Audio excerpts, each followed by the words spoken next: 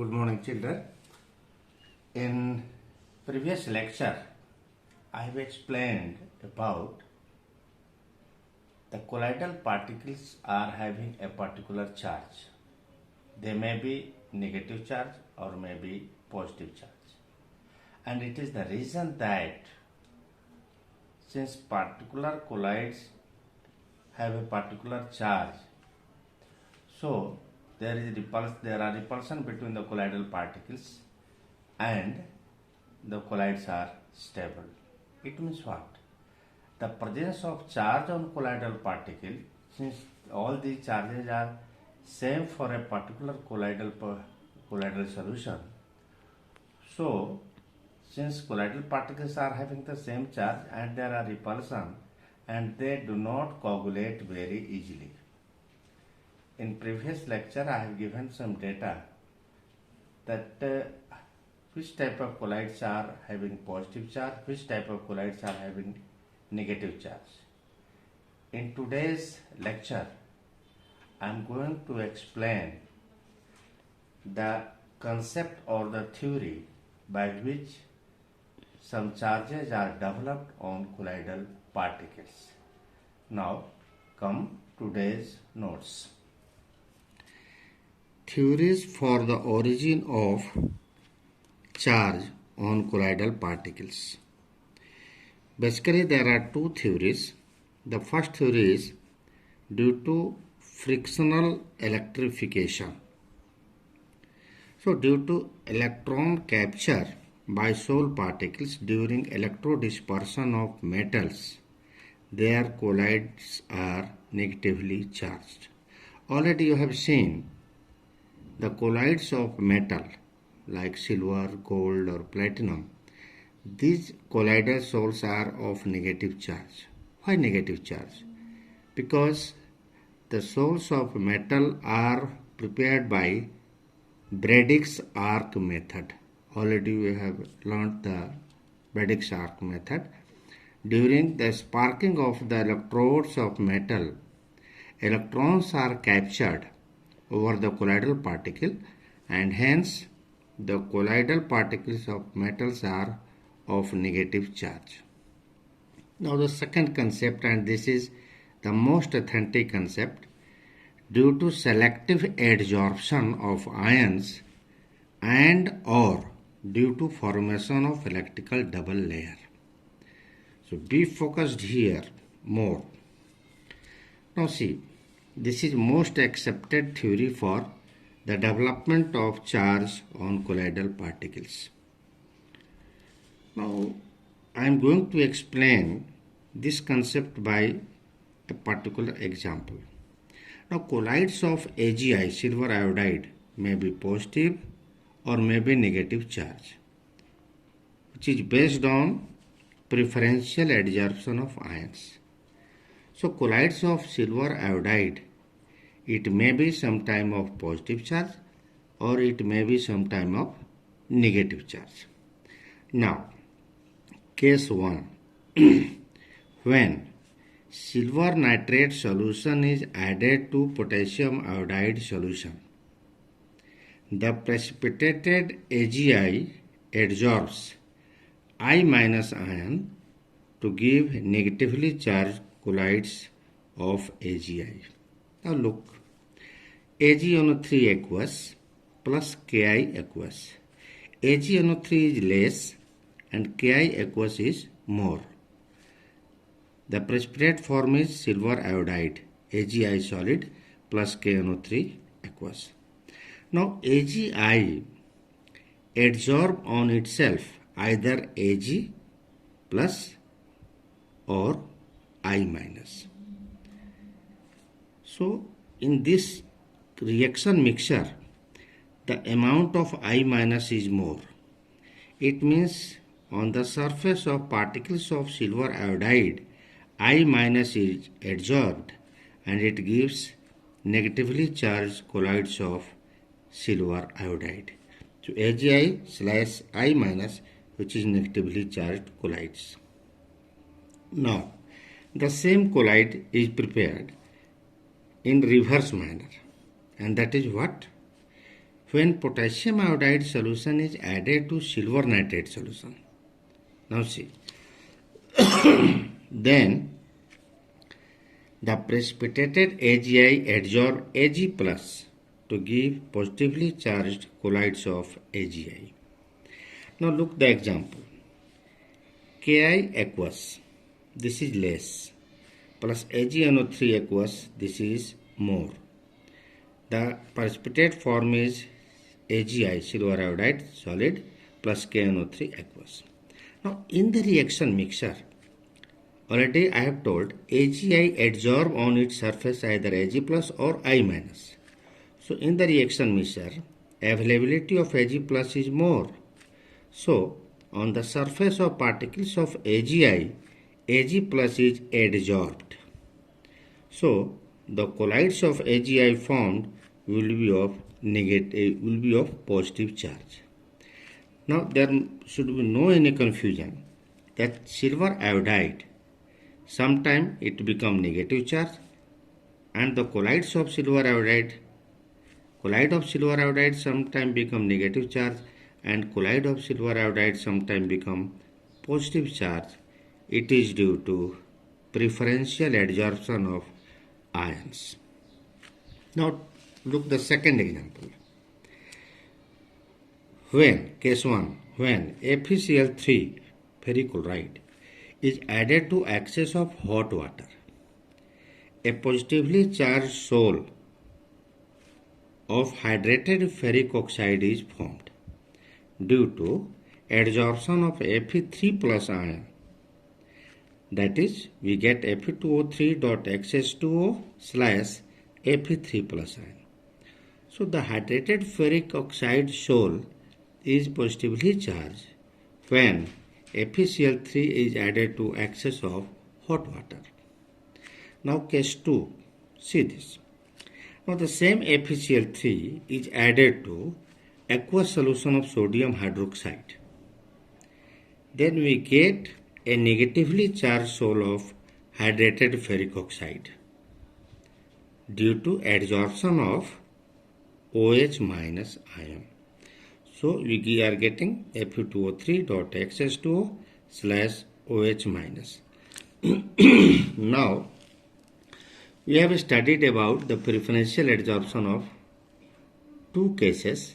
First, the formation of colloids of silver iodide, it becomes negatively charged, and second, the formation of colloids of silver iodide which is of positive charge. And similarly, formation of colloidal sol of hydrated ferric oxide become positive charge when FeCl3 is added to hot water, and it become negative charge when FeCl3 is added to aqueous solution of sodium hydroxide. Now, in the next topic, we are going to explain the formation of electrical double layer. This is again very important topic. Now, when we are studying the definition of purification, at that time what I have told, removal of impurities which are electrolyte from impure colloid to requisite minimum is purification. At that time I have told, why requisite minimum? Why not 100% electrolytes are removed from the colloids? The answer was, if you remove the 100% electrolyte from the colloids, we cannot get the formation of electrical double layer. Now see, already I have read, just I have told, AgI slash I minus, this is negatively charged colloid of silver iodide. Now around these colloidal particles, negatively charged colloidal particles, the positively charged ion K plus, if small amount of electrolyte is available, then positively charged, this negatively charged colloid is surrounded by positively charged ion. So there is formation of two layers. The first layer, which is preferentially adsorbed on the surface of AgI, this is known as fixed layer. And the second layer, which are surrounding the negatively charged colloid K+, it is known as diffused layer.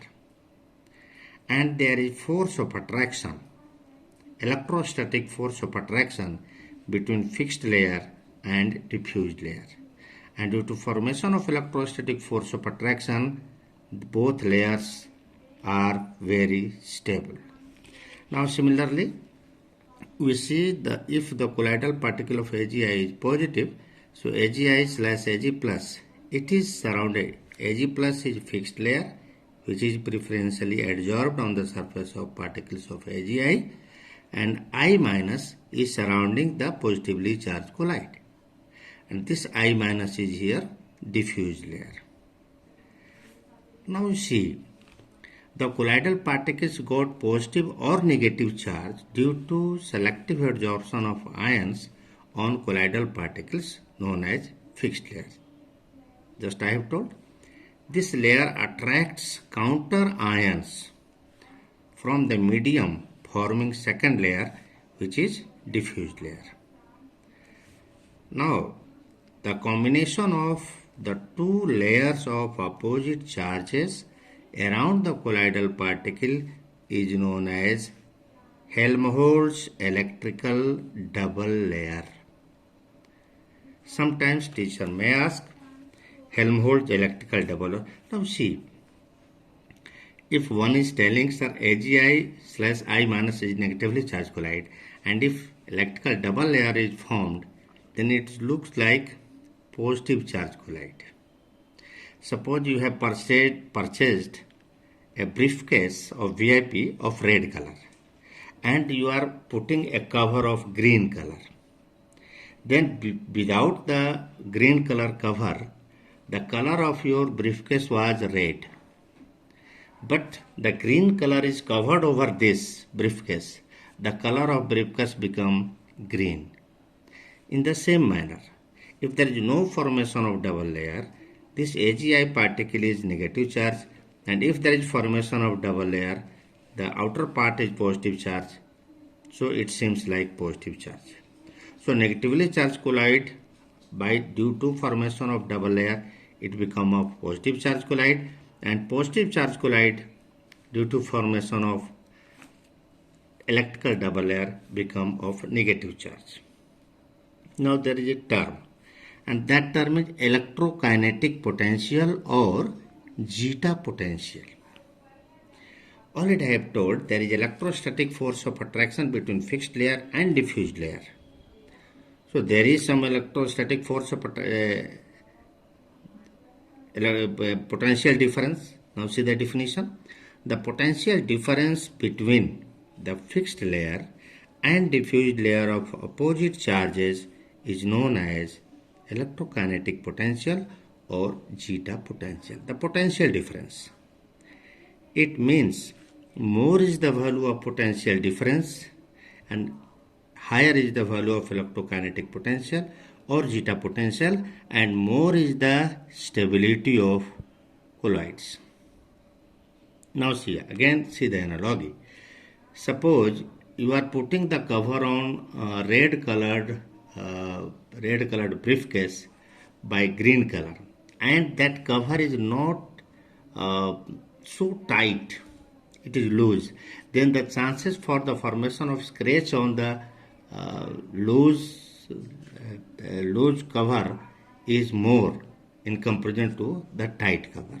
In the same manner, if both layers are strongly bonded, then the value of electrokinetic potential or zeta potential will be more, and the detachment of the first layer, the diffused layer, will be less, and the stability of colloidal particle is more.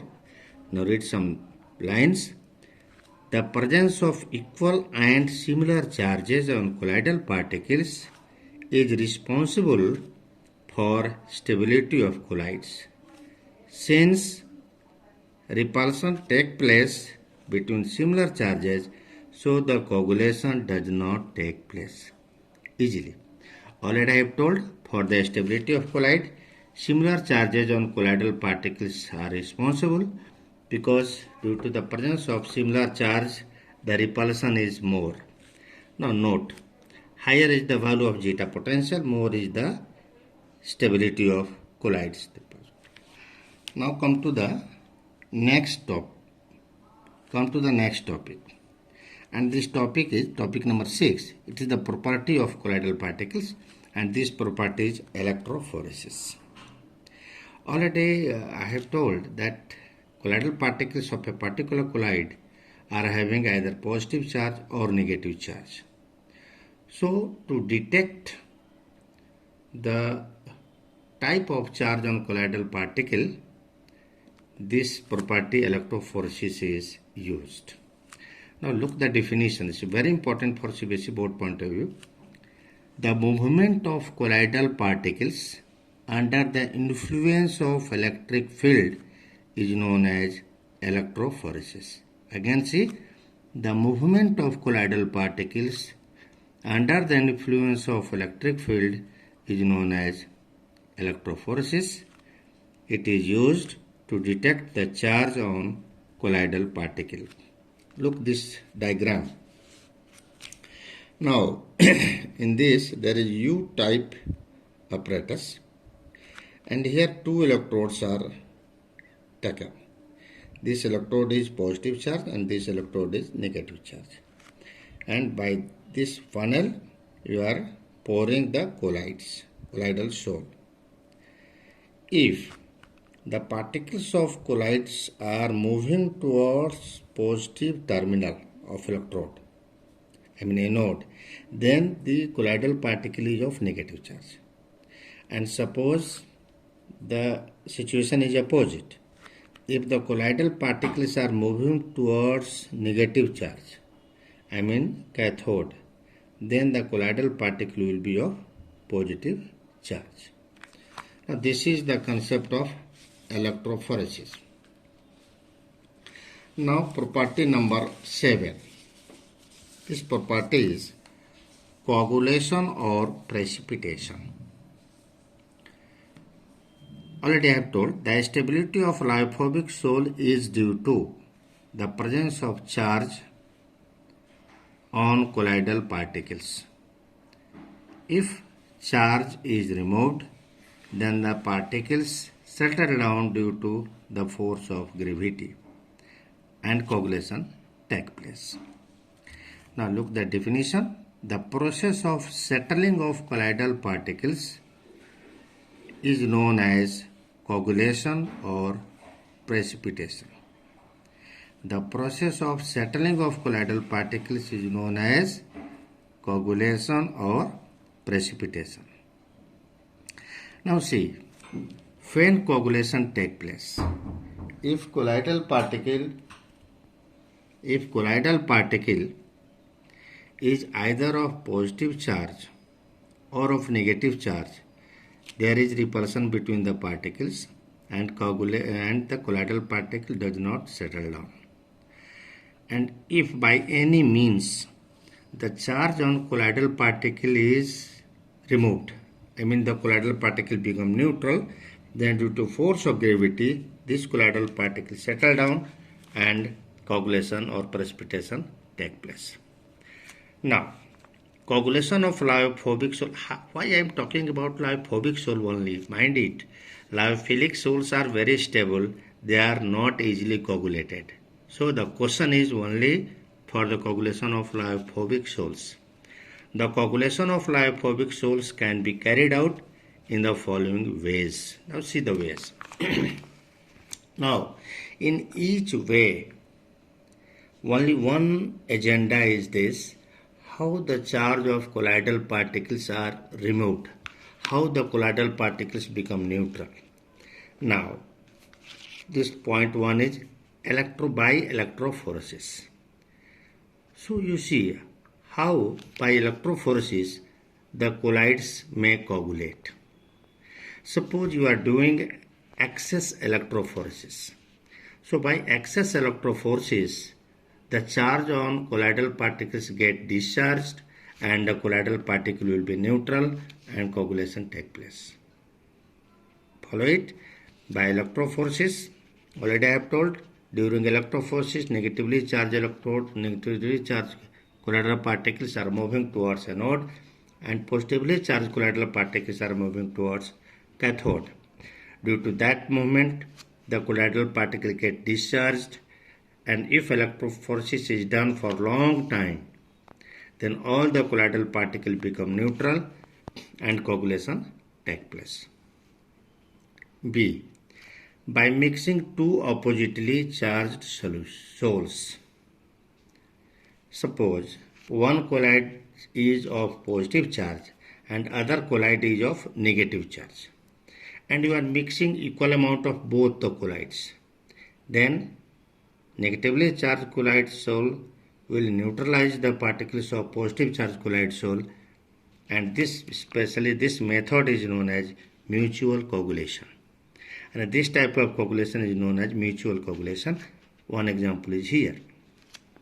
Mixing of hydrated ferric oxide, positive sol, and arsenious sulfide, this is negative sol, brings them in the precipitated form. If you are mixing arsenious sulfide sol, which is of negative charge, to the hydrated ferric oxide sol, which is of positive charge, then we find that there is coagulation. Now point number C. By boiling. Suppose we are boiling the colloids for excess time. So what happened? Due to boiling, the colloidal particles will collide together. There is collision between colloidal particles because during boiling the kinetic energy is increased. The colloidal particles will collide together, and due to more frequency of collision between the colloidal particles, the layers, whatever they may be double layer or single layer, the layers, either diffused layer or fixed layer, may be removed. So by excessive boiling of colloids, due to removal of double layer or the fixed layer, the colloidal particle become neutral and coagulation take place. Very good example is this. Suppose you are having milk in your house. Milk is also a colloid. This is the last topic. We will discuss in next lecture, emulsion. So milk is a kind of colloid. When you are boiling milk, you are getting in the upper part, जिसको कि हम लोग अपने language में छाली बोलते हैं कि छाली पड़ गया, पपड़ी पड़ गया मिल्क के ऊपर. Why? A kind of coagulation is there by excessive boiling, or even by excessive cooling also we get the other thing. Now point number D. By persistent dialysis. Mind it. If dialysis is done for very long time,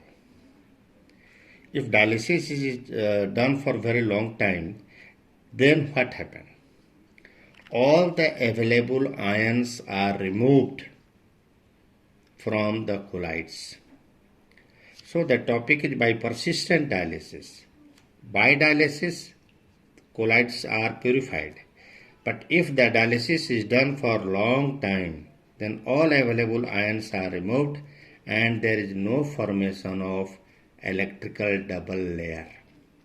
And if there is no formation of electrical double layer, then colloids will be not so stable as we think. Point number E. By addition of electrolyte. It is very important topic. By addition of electrolyte. You see, when we add cation, I mean positive charge ion, to negatively charged colloid, then colloidal particle become neutral and coagulation take place. And when you add negatively charged ion to positively charged colloid, then again the colloidal particle become neutral and coagulation take place. So this topic comes under the name Hardy-Schulze rule or Hardy-Schulze law. Now it is having 2 points. The first point is the ions carrying charge opposite to that on Sol particles are effective in causing the coagulation of the soul. These are called active ions. Just I have told. Positively charged colloids are coagulated due to presence of negatively charged ion, and negatively charged colloids are coagulated due to presence of positively charged ion. So for negatively charged ion, for negatively charged colloid, positively charged ions are active ions, and for positively charged colloids, negatively charged ions are active ions. This is the first point. Now the second point is the coagulating power of an electrolyte is directly proportional to the valency, charge of the active ion. More is the charge of the active ion, more is the coagulation. Now thus, to coagulate negative soul of arsenious sulfide S2S3, the coagulating power of cation decreases as Al3 plus greater than Mg2 plus greater than Na plus. So on the basis of simple chemistry, you can recognize. Suppose you are adding 1 mole of Al3 plus. So it will neutralize 3 particles of negatively charged colloid. And for the same work, you will add 3 mole of Na plus. So more is the charge on the ions, more is the coagulating power of electrolyte. Similarly, to coagulate positive soul of FeOH thrice, coagulating power of anion decreases as FeCN6 whole 6 as a whole 4 minus greater than PO4 3 minus greator than SO4 2 minus greater than Cl minus. These are the 2 points when it comes to Hardy-Schulze rule. Now, coagulating value or flocculation value. What is coagulating value? Is measured for the efficiency of electrolyte. How electrolyte is efficient for causing coagulation? This term is measured in terms of coagulating value or flocculation value. Sometimes coagulation value you can tell. So look the definition. The minimum concentration of an electrolyte in millimoles per liter required to cause the coagulation or flocculation of 1 liter of colloidal soul in 2 hours, say in NCERT it has been written, is known as coagulating value of the electrolyte. So naturally, smaller is the flocculation value or coagulation value of an electrolyte, more will be its coagulating power.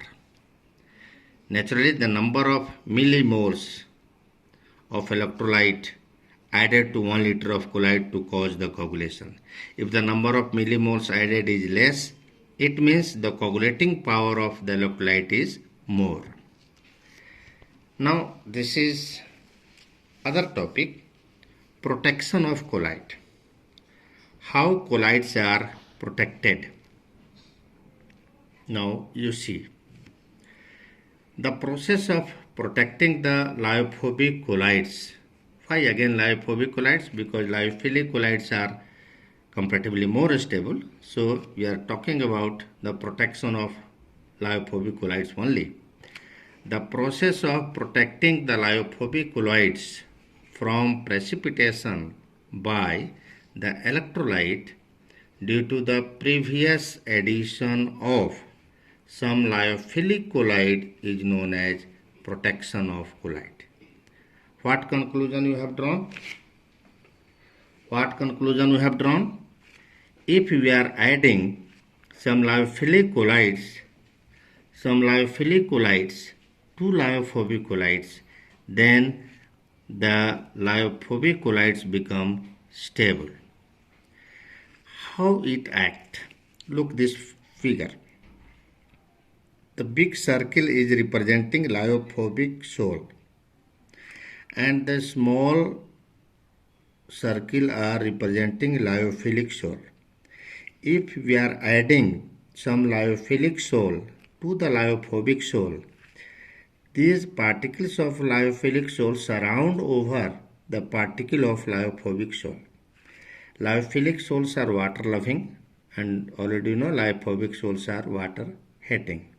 So lyophilic salt surrounds the lyophobic particle of lyophobic cell, and these lyophilic salts are water loving, so these become protected and the lyophobic cell become stable.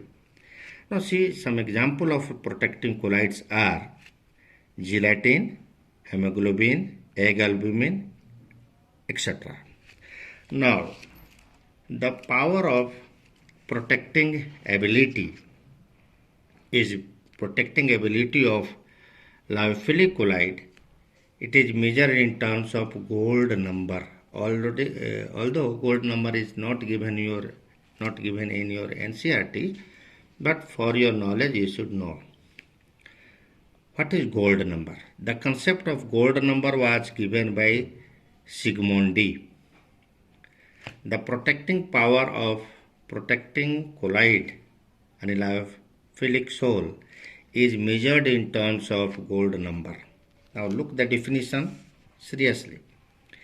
The number of the milligrams of the protective colloid required to just prevent the coagulation of the 10 ml of a given gold salt when 1 ml of 10% solution of sodium chloride is added to it is known as gold number of protecting colloid. Follow the point? Real concept is what? You see, if gold salt is there, 10 ml gold salt में 1 ml 10% NaCl add करोगे, then coagulation of gold salt will take place. Now you are adding this and the number of milligrams of protecting colloid जिसको add करने के बाद अगर हम mix करते हैं 1 ml 10% NaCl solution 10 ml gold sol में, तो उसका कोगुलेशन नहीं होगा. तो वह मिलीग्राम जो minimum number of milligram protecting colloid को होगा वह गोल्ड नंबर होगा. Again you see, if you are mixing 1 ml of 10% sodium chloride to 10 ml of gold salt, then coagulation takes place. It is very clear because you are adding electrolyte. Now you are adding some milligrams of protecting colloid like gelatin such that coagulation will not take place. So this number of milligrams of protecting colloid, by addition of that there is no coagulation take place. So that number of milligram will be gold number of that protecting colloid and that lyophilic salt. Naturally, smaller the value of gold number, greater is protecting power of protecting colloid. Note में देखो, the coagulation of gold salt is indicated by change in color from red to blue. It's very beautiful. Somebody tells why you are taking gold number, because gold salt is the salt. Before coagulation it is of red color and after coagulation it will be of blue color. So color will be changed. So it is helpful. Now there is some data. Already I have told, smaller the value of gold number, greater is the protecting ability, protecting power of protecting colloid. Now there is a list of protecting colloid. You see, gelatin, its gold number is 0.005 to 0.01. Hemoglobin, its gold number is 0.03 to 0.07. Egg albumin, its gold number is 0.1 to 0.2. Sodium alleate, a kind of soap, its gold number is 0.04 to 1. Potato starch, 20 to 25, dextrin 6 to 20, and starch 15 to 20. It means which one is the best protecting colloid? This is gelatin or hemoglobin, egg albumin. These are very good protecting colloid. Now, only two topics are remaining of this chapter. One topic is emulsion, and next topic is application of colloids and colloid around us. So, this is the second last lecture. In next lecture, we will wind up this chapter. For today, it is enough. Thank you.